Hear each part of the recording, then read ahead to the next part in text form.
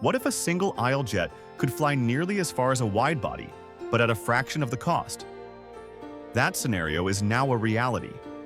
On June 15, 2022, Airbus's A321XLR took off on its first test flight. To a casual observer, it looked like any other A321, but aviation insiders knew a revolution was underway.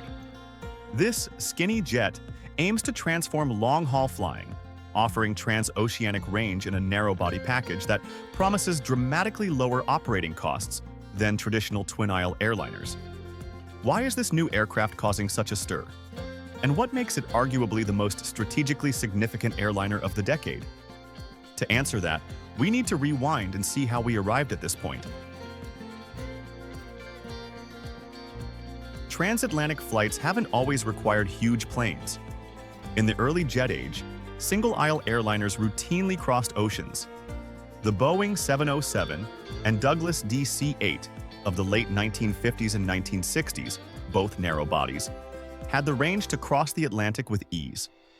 Britain's BOAC started flying jets across the pond with the single-aisle Comet 4 in 1958, and soon 707s and DC-8s were shuttling passengers between continents, albeit in tight cabins. Then came the wide-body boom of the 1970s. Boeing's 747 jumbo jet arrived in 1970, ushering in an era of double aisles, spacious cabins, and massive cargo holds.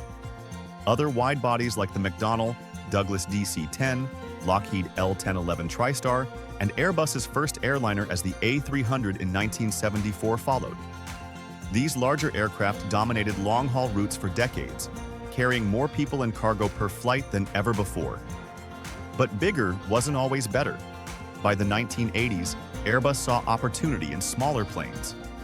In 1984, Airbus launched the A320 program, a single-aisle family, to challenge Boeing's 737 on short and medium routes. No one could have predicted that this would become the most successful aircraft family in history, setting the stage for Airbus's future innovations. Why are airlines so obsessed with fuel efficiency? Because fuel is typically the single largest operating cost, often accounting for 25 to 30% of an airline's expenses. Even a 1% gain in fuel burn can save millions of dollars per year. As oil prices climbed in the late 2000s and environmental pressures mounted, the incentive to cut fuel consumption grew urgent. Fast forward to 2010, Airbus introduced the A320neo for new engine option, to re-engine the A320 family for double-digit efficiency gains.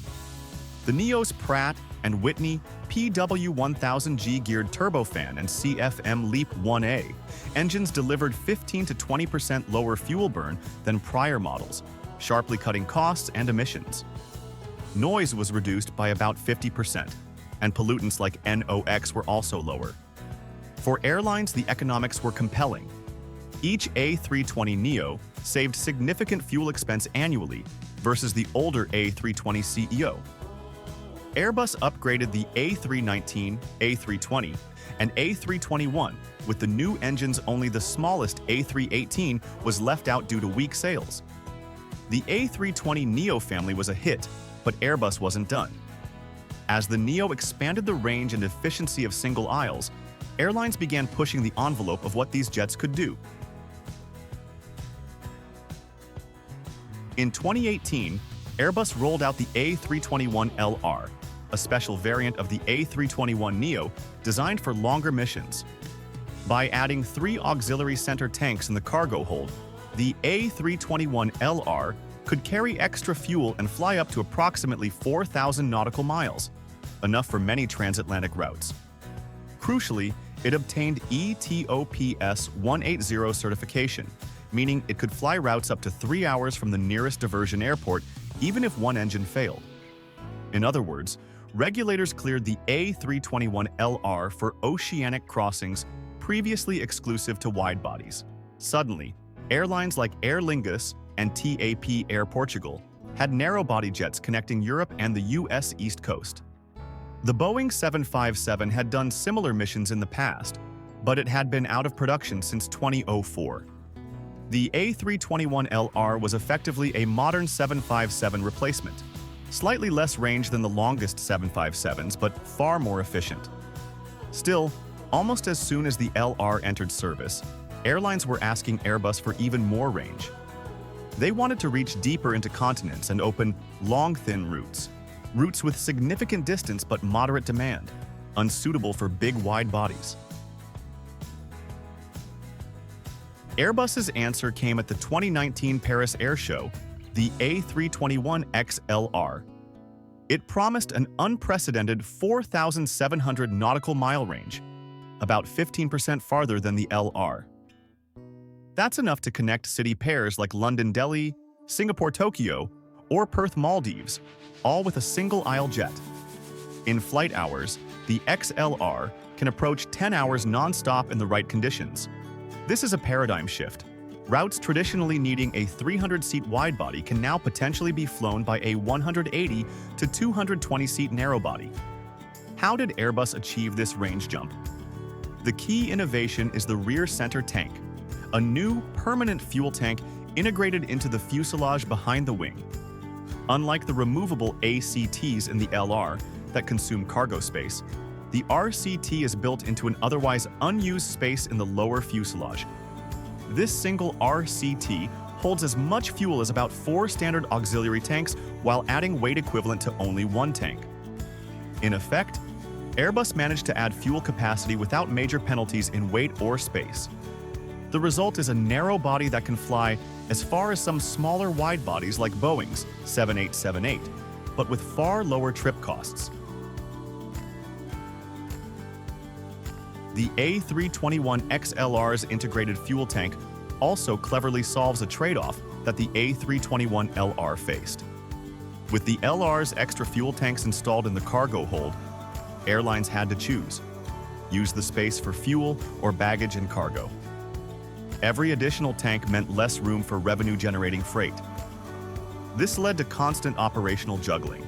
Can we take all the passengers and bags? Or do we need to leave some behind to take more fuel?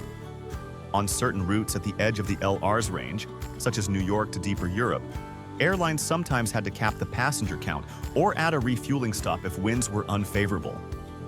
This was far from ideal, especially when cargo yields soared in the early 2020s. After 2020, global air freight rates spiked dramatically. Belly cargo, meaning freight carried in passenger aircraft holds, became a crucial revenue stream, in some cases accounting for up to 40% of an international flight's revenue. At one point, cargo yields hit over $5 per kilogram on certain routes, more than triple the pre-pandemic average. Airlines that historically treated cargo as a bonus suddenly relied on it to stay profitable when passenger traffic was down. Wide-body jets with big cargo holds could even break even with half-empty cabins simply because of the freight below deck. In this context, a long-range narrow body that sacrifices cargo space for fuel starts to look less attractive. Enter the XLR's RCT. By moving additional fuel out of the cargo hold into a dedicated fuselage tank, the A321XLR preserves most of its belly capacity for luggage and freight. Airlines no longer have to pick between range and revenue payload. They can have both. This gives the XLR tremendous flexibility. As one analyst put it, the XLR delivers what the 757 did, but with 20 to 30% lower fuel consumption per seat, and the latest amenities. It's a modern reinterpretation of a niche that had been left vacant since the 757's demise. Little wonder that even cargo-sensitive airlines see a big upside in the XLR for long, thin routes. No aviation innovation comes without challenges. In the XLR's case, integrating a new fuel tank design raised eyebrows with regulators. The European Union Aviation Safety Agency, EASA, scrutinized the RCT's location in the lower fuselage crush zone, the area likely to absorb impact in a gear-up belly landing. They posed a tough question. In a worst-case scenario, a high-energy belly landing, could the RCT be compromised and fuel ignite, endangering passengers? To satisfy regulators, Airbus had to demonstrate that the XLR's novel fuel system would not add undue risk even in a crash scenario. This led Airbus to redesign parts of the lower fuselage fairings, essentially the aerodynamic coverings on the belly, using more robust materials and structures. These fairings act as crumple zones, absorbing impact energy before it reaches the tank. The solution likely involved reinforcing the area around the RCT, perhaps substituting some composite panels with metal or adding energy-absorbing structures. The first XLR prototype flew with the original design, but production models are being built with the beefed-up protection. The enhanced safety measures added some weight and contributed to a roughly 9 to 12-month delay in the certification timeline. Airbus now expects the XLR to enter service in the second to third quarter 2024 instead of 2023. The slip was announced during development. Airbus insists these changes have no impact on the jet's promised performance, just a later entry to market. In the grand scheme, a short delay for safety is considered a wise trade. The XLR must prove itself not only in fuel savings, but also in meeting the highest safety standards.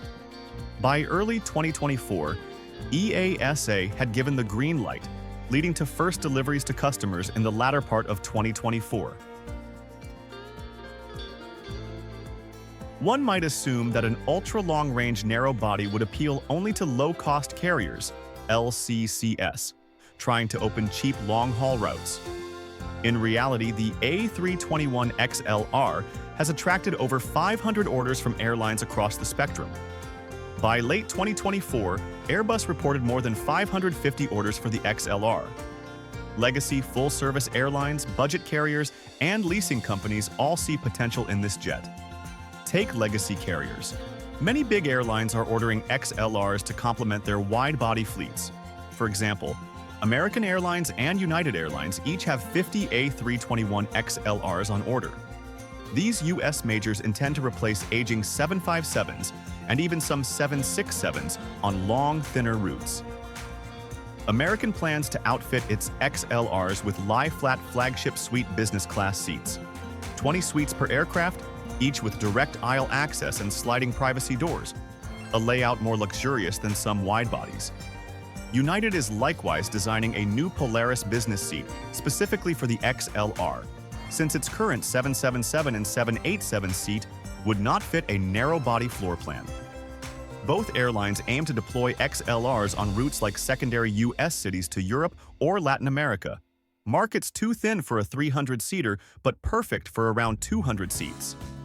United's CEO Scott Kirby noted the XLR will allow non-stops from Newark to smaller cities in Europe and North Africa that were previously out of reach.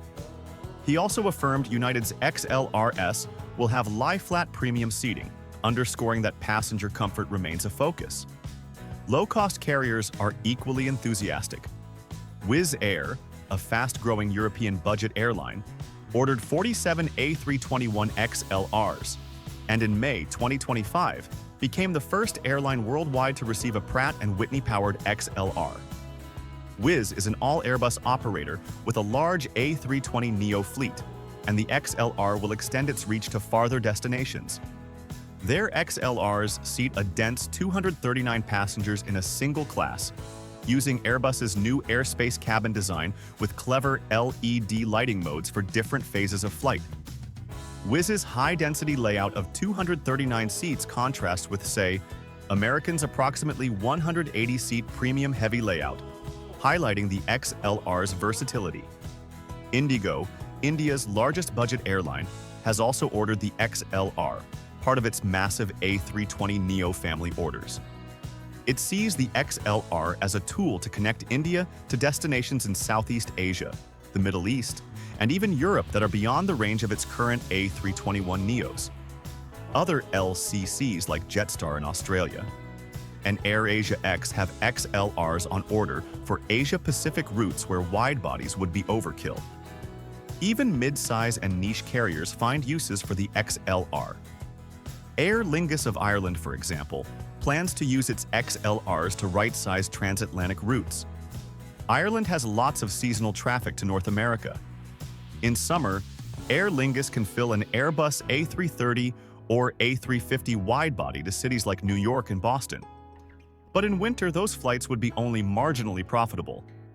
The XLR allows Aer Lingus to maintain service year-round by swapping in a smaller jet during low season, saving fuel and trip costs. Aer Lingus already used the A321LR on transatlantic runs. Now with XLRs arriving, it has started routes like Dublin to Cleveland and Minneapolis that would have been implausible a few years ago. In April 2025, Aer Lingus launched a Dublin-Nashville nonstop, using the XLR, an 8.5-hour flight to a secondary U.S. city that only a plane like the XLR could make economically. Similarly, Canada's Air Transat and Air Canada have ordered XLRs to expand into European markets from Montreal, Toronto, and Western Canada without deploying big wide-bodies. Air Canada foresees using XLRs for destinations like Malaga, Funchal in Madeira, or Naples, which have leisure or VFR, visiting friends and relatives, demand but not enough volume for a daily 300-seater. In South America, LATAM, the largest Latin American airline, is eyeing the XLR for new city pair concepts. One idea is flying from northern Brazil, like Fortaleza or Recife, directly to southern Europe, such as Madrid or Lisbon, bypassing traditional hubs. These transatlantic hops are within the XLR's range and could stimulate tourism and business travel between secondary cities. The Middle East's Saudia has also indicated it will use A321XLRs to connect smaller European cities and even destinations in Africa and the Indian Ocean that were previously not viable. In short, the A321XLR's order book reads like a who's who of aviation. From American United, Delta's partner Airlines, and British Airways via its parent IAG to Qantas, AirAsia X, JetBlue, Wizz Air, and beyond. Airlines all over the world are grabbing this jet. Boeing, which decided years ago not to re-engine the 757 or immediately launch a new mid-market airplane, now finds Airbus taking a big lead in this niche. As of 2025, Boeing's largest 737, the MAX 10, falls far short of the XLR's range. Boeing's proposed new midsize airplane, or NMA, remains on the drawing board. Airbus potentially has a 5 to 7 year monopoly in the long-range narrow-body segment, time enough to cement the XLR as the standard for these routes. With the first A321XLR deliveries in late 2024, airlines have wasted no time putting them to work. Launch customer Iberia, Spain's flag carrier, received the world's first XLR in October 2024. Iberia configured its XLR with 182 seats in 2 classes, including a business-class cabin featuring lie-flat seats with direct aisle access, a high-end product for a narrow body. After some short European flights to get crews used to the aircraft, Iberia launched the XLR's first transatlantic route on November 14, 2024. Madrid to Boston.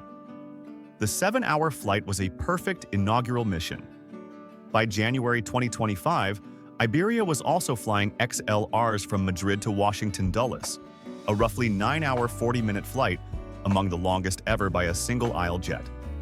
Passengers and crew reported that the XLR's new cabin is impressively quiet and comfortable, belying the smaller fuselage.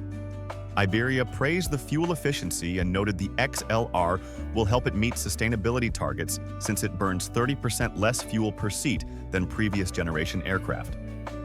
Meanwhile, in Europe, Wizz Air prepared to flex the XLR's capabilities on budget routes. Wizz Air took delivery of its first A321XLR with Pratt & Whitney GTF engines in May 2025, becoming the world's first low-cost carrier to operate the type.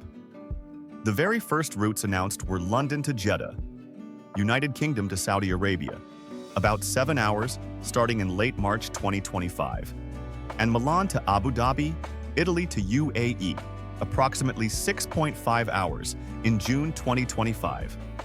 These point-to-point flights connect Europe to the Middle East on thinner routes without a transfer, exactly the kind of flying the XLR was designed for. Wizz's XLRs, with 239 all-economy seats, are fitted with the new airspace cabin, featuring mood lighting and modern passenger comforts. Despite being an ultra-low-cost carrier, Wizz can offer a pleasant experience on a long flight with these cabin improvements, all while keeping fares low. The airline's chief anticipated using XLRs to open many routes between Central or Eastern Europe and the Gulf region, or even beyond. Wizz has hinted at exploring routes to India or Africa in the future. Across the Atlantic, JetBlue is another early XLR operator to watch. JetBlue already used its A321LRs to launch transatlantic service from New York and Boston to London, Paris, and Amsterdam with a small fleet of premium-configured A321LRs. Those jets seat only 138 aircraft, including 24 flight Mint suites in a one-on-one layout. The XLR will enable JetBlue to reach further into Europe and maybe to destinations in South America that were off-limits before. JetBlue has 13 XLRs on order, but in late 2023, it deferred some deliveries to manage costs, so its first XLRs may arrive around 2025 or 2026. When they do enter service, JetBlue is expected to maintain its Mint-heavy layout to offer a boutique, high-fare experience on long flights. This is a very different approach from Wizz's all-coach strategy. American Airlines is planning to receive its first A321XLRs in 2025 and initially deploy them on premium transcontinental routes. In fact, the very first American XLR route will be Miami to Madrid, launching as a showcase flight. American signaled this would be its inaugural XLR international route as soon as the aircraft is delivered. After some flagship routes like New York JFK to Los Angeles, replacing the legacy A321T service, American will start several new non-stops from secondary East Coast cities to Europe. The airline has announced 7 new transatlantic routes from its Philadelphia for summer 2025, enabled by the XLR's long range. These include resuming PHL to Edinburgh, adding PHL to Naples, and increasing service to smaller European markets. Philadelphia, long overshadowed by JFK, Newark, and Dulles for European flights, may become a mini long-haul hub thanks to the economics of the XLR. American also plans to use XLRs from hubs like Chicago O'Hare, Charlotte, and Miami to thin routes to major European destinations and northern South America, according to industry experts. We could soon see American XLRs flying Miami to secondary cities in Brazil or Charlotte to mid-size European cities, routes that previously either didn't exist or relied on inefficient older aircraft. In Asia-Pacific, Qantas is eagerly awaiting its XLRs as part of a massive fleet renewal. Qantas has more than 20 A321XLRs on order. Delivery of the first was pushed to mid-2025 due to supply chain delays. Qantas revealed it will configure its XLRs with 197 seats, 20 business and 177 economy, in a 2-class layout. Interestingly, Qantas plans to initially deploy XLRs on domestic Australian routes, replacing Boeing 737-800s between far-flung Australian cities. Australia's domestic network has some long stage lengths, for example, more than 5-hour transcontinental flights. The XLR's range means it can handle any domestic leg with ease while carrying more passengers than a 737. As more XLRs arrive, Qantas will open new non-stops from Australia to Asia that weren't possible before or were served via connections. For example, cities like Darwin or Adelaide could get direct flights to Southeast Asia. Qantas's low-cost subsidiary Jetstar is also slated to receive A321XLRs, later to fly longer routes in the Asia-Pacific region. These include Australia to Bali or Japan to Southeast Asia, with higher capacity than its current 787-8s but lower cost per trip. Back in Europe, Lufthansa Group, including Lufthansa, Austrian, and Swiss, has ordered XLRs. Lufthansa is expected to use them for thinner long hauls from its Frankfurt and Munich hubs. Possible routes could be to smaller U.S. cities or African destinations that don't justify a wide-body. Aer Lingus, part of IAG like Iberia and British Airways, has already started using its XLRs on North Atlantic routes, such as Dublin to Minneapolis. It plans seasonal routes like Dublin to Denver and even Dublin to Indianapolis, a route announced for summer 2025 using the XLR. Indigo aims to connect Chennai to Istanbul or Delhi to Nairobi, city pairs that previously required a connection via someone else's hub. Airlines are eager to experiment with the XLR's capabilities, connecting city pairs that were never linked before. The A321XLR's long legs and lower costs are shifting airline network strategies. We may be witnessing the start of a major move away from the traditional hub-and-spoke model on some long-haul routes. Hub-and-spoke means concentrating traffic in a few mega-hubs such as London, Dubai, or New York, and then dispersing passengers to their final destinations with smaller planes. It's efficient for very large flows of travelers, but it forces many passengers to take connections. Point-to-point flying with smaller long-range jets offers a compelling alternative for certain markets. For example, instead of flying from a mid-sized city connecting through a major hub and then flying to another mid-sized city, travelers could someday enjoy a non-stop between those secondary cities. Routes like Kansas City to Frankfurt, Perth to the Maldives, or Chennai to Nairobi, once unimaginable as non-stops, could be made viable by the XLR's economics. These aren't mass-market routes, but they don't need a 300-seater plane either. A 180-seat XLR with the right cost structure can profitably serve long, thin routes, tapping into direct traffic that was previously too small to target. For airports, this trend is both an opportunity and a challenge. Smaller airports that could never accommodate or fill a wide-body may now get regular long-haul service with XLRs. Many regional airports lack the facilities for big jets, such as limited gate size, runway length, or customs capacity, but an A321XLR is essentially the same size as other narrow bodies that fly in daily. We might see more secondary city airports becoming international gateways without needing massive infrastructure upgrades. This can spur local economies and give travelers more convenient options. On the flip side, the large hub airports might see a slowdown in connecting traffic growth if more people can fly point to point. Hub airlines will have to adjust, and indeed, many of them are the ones buying XLRs, showing they would rather cannibalize some of their hub connections than lose that traffic to competitors. Per passenger, an A321XLR flight can burn around 30% less fuel than a previous generation widebody on the same route. New engines and aerodynamic improvements make it extremely fuel efficient. Every XLR is certified to run on up to 50% sustainable aviation fuel, SAF, today, and Airbus aims for 100% SAF capability by 2030. Airlines are under pressure to reduce carbon emissions, and swapping a fuel-thirsty older jet for a frugal XLR is one way to move toward those goals. Iberia, for example, explicitly noted that bringing the XLR into its fleet will help meet its CO2 reduction commitments as part of industry-wide net zero plans by 2050.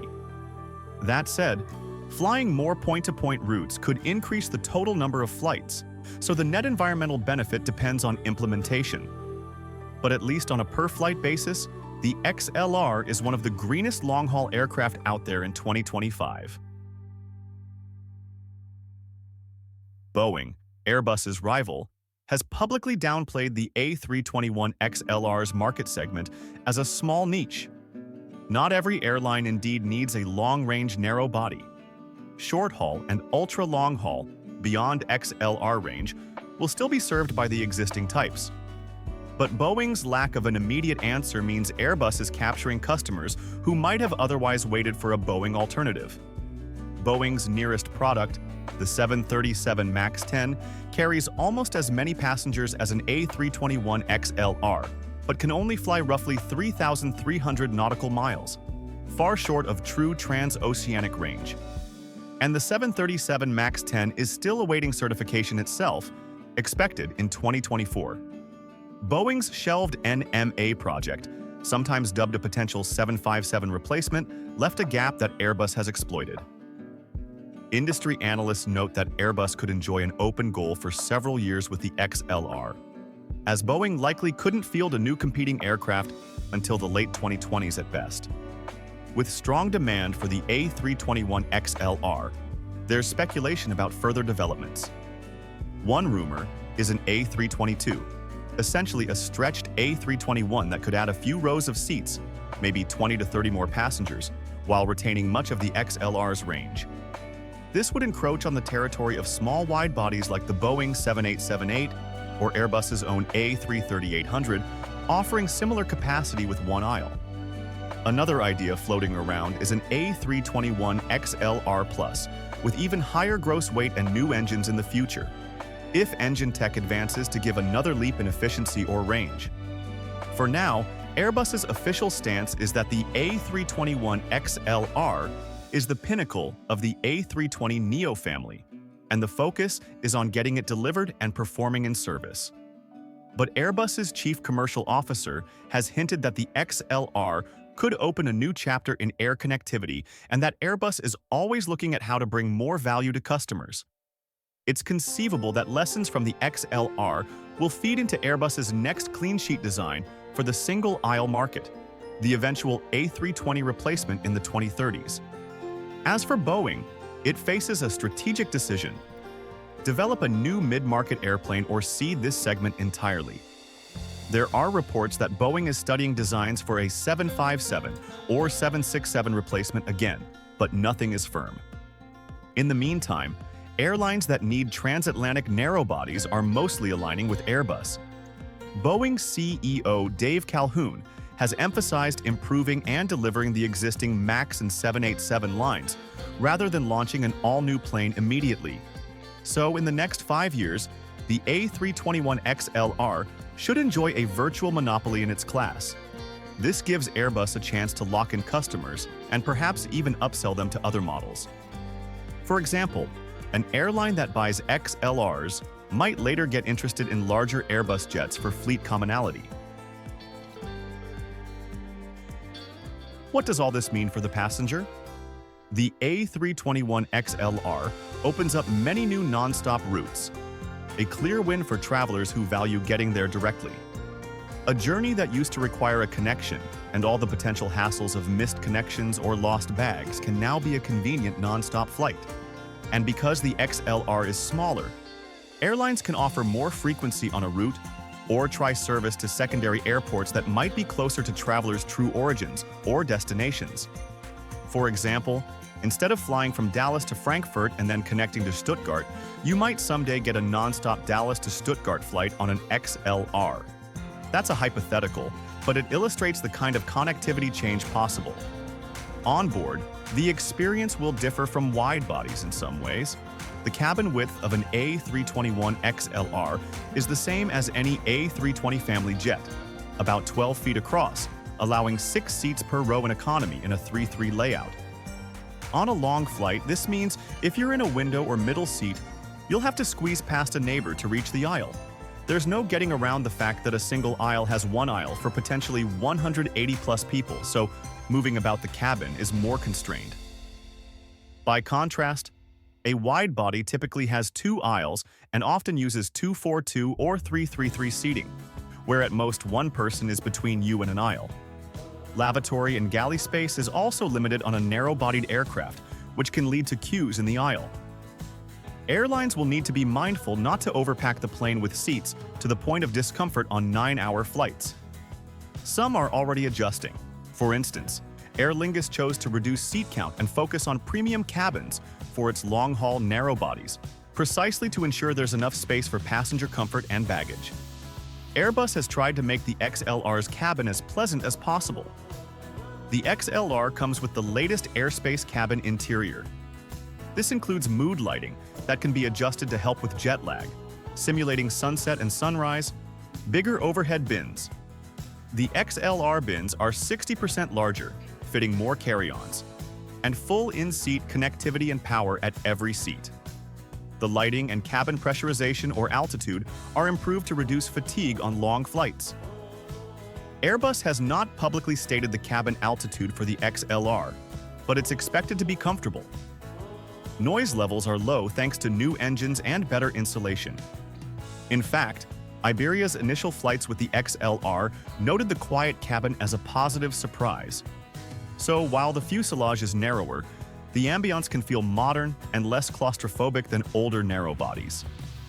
In economy class, airlines might tweak service routines given the single aisle. We could see more cart runs in tandem or creative scheduling of meal service to avoid blocking the aisle for too long. Some airlines might install extra lavatories or a mid-cabin galley to split service areas. It will be important to prevent the feeling of being stuck in a window seat for hours. Offering the option to break up service and encouraging passengers to move around when possible will help. For premium passengers, the XLR presents an interesting proposition. Many XLR customers, American, United, JetBlue, Aer Lingus, Iberia, Qantas, and others, are equipping the aircraft with lie-flat business class seats, some even with private doors and all-aisle access layouts. This is a far cry from the cramped business class of early 757s. JetBlue's Mint suites on the A321LR have shown that a narrow body can deliver a top-notch experience rivaling any wide-body's business class. However, one limitation is cabin width. It's impossible to have two wide seats side by side with aisle access in a 12-foot cabin. Thus, most XLR business classes will be either a 2-2 layout with aisle access only for the two aisle seats, or a staggered 1-1 or 1-1 plus 1-1 alternating layout to give every seat an aisle. The latter reduces the number of business seats and total seats significantly, which is exactly what JetBlue and a few others have accepted. American's planned A321XLR business cabin, for instance, will reportedly have 20 suites in a 1-1 configuration, meaning just 5 rows of 4 suites equals 20, taking up a good chunk of the plane's length for relatively few passengers. Those passengers will get a great experience. Direct aisle access, privacy doors, lie-flat beds, likely nice big screens, and so on. But it comes at the expense of carrying fewer economy passengers. It remains to be seen if airlines like American can make the yields work with such low density, though the assumption is business travelers will pay a premium for a non-stop and a suite product. Other carriers might opt for a 2-2 business class without all-aisle access, akin to how many 757s were. Window-side business seats require stepping over a neighbor's legs. That would double the business seat count in the same space, but it's a downgrade in privacy. Market competition will dictate which approach succeeds. If passengers are willing to pay $3,000 for a lie-flat suite on an XLR, airlines will give them that. In premium economy, if installed, or extra legroom sections, the XLR will feel much like an A321neo, just a bit longer flight to enjoy those few extra inches. One upside for passengers in any class is that the XLR's efficient economics might allow new routes with lower fares. On routes where previously only a big jet flew, with maybe half the seats empty and high fares to cover costs, an XLR could introduce competition or at least more sustainable service, potentially lowering ticket prices. This isn't guaranteed, but if an airline like United uses an XLR to launch, say, Newark to Edinburgh non-stop, it might price it more aggressively than a wide-body service to attract new travelers. And if multiple airlines deploy XLRs on similar routes, we could see a real boost in competition on certain long-haul city pairs. The Airbus A321XLR represents more than just another aircraft model. It signals a fundamental shift in air travel connectivity. By blending long-haul range with narrow-body efficiency, the XLR is blurring the line between short-hop and long-haul operations. It enables airlines to experiment with previously impractical route structures, potentially moving the industry away from its reliance on large hubs, at least for medium-demand long-haul routes. Secondary cities are getting non-stops, passengers have new options, and airlines have a new tool to optimize capacity to demand. Will single-aisle jets like the XLR eventually replace wide bodies on many routes? We may see fewer 250-seat planes flying half-empty on off-peak days, replaced by 180-seat planes that are just right for the demand. Wide bodies will still dominate trunk routes, major hub-to-hub flights, and very long missions like Asia to North America. But the XLR will carve out its significant niche. It's telling that Iberia's CEO called the XLR a new chapter in air connectivity that will allow his airline to reach new destinations in a more efficient way. Airlines are banking on that promise. From a competitive standpoint, Airbus has outsmarted its rival for now. The A321XLR is stepping in to fill the gap left by Boeing's 757 and 767, and even siphoning off some routes from larger Airbus A330s or Boeing 787s where capacity isn't always filled. Airbus has essentially created a new market segment and given itself a multi-year head start. How Boeing responds, if at all, will be one of the big industry questions in the coming years. For travelers, the next few years will be interesting. You might find yourself booking a flight you never thought possible, non-stop from your hometown to a distant city, thanks to the XLR. And when you board that single-aisle jet, it will likely feel more modern and comfortable than narrow bodies of the past, though it'll be a cozier experience than a twin-aisle. Airlines will have to prove that they can keep passengers happy on longer narrow-body flights, especially in economy class. If they succeed, we could indeed be looking at the beginning of the end for certain hub strategies, as travelers opt for direct flights on smaller planes over connections on jumbos. The aviation world is watching closely as the A321XLR spreads its wings. By late 2024, Iberia and Aer Lingus had made history operating the first transatlantic XLR flights. In 2025, many more airlines will join the club, from American's debut of XLR routes to Wizz Air's ambitious long hauls to Qantas's domestic XLR ops in Australia. Each new route is a proof of concept that will either succeed and spur others or reveal limits to this strategy. So far, the results look promising. The XLR's strong performance and cost savings have finance departments smiling, even as network planners contemplate all the new possibilities it opens up. In summary, the Airbus A321XLR is rewriting the rules of long-haul flight. It packages range and efficiency in a way we haven't seen before, giving airlines a strategic tool to fine-tune capacity and reach new markets. It's the right plane at the right time, fuel-efficient, flexible, and aligned with a post-pandemic shift towards smaller, more direct flights. As this extraordinary single-aisle jet quietly begins connecting dots on the map that were once unconnected, it's ushering in a new era of aviation. The impact on how we travel globally in the next decade could be profound, proving that sometimes one small jet can indeed outsmart everyone.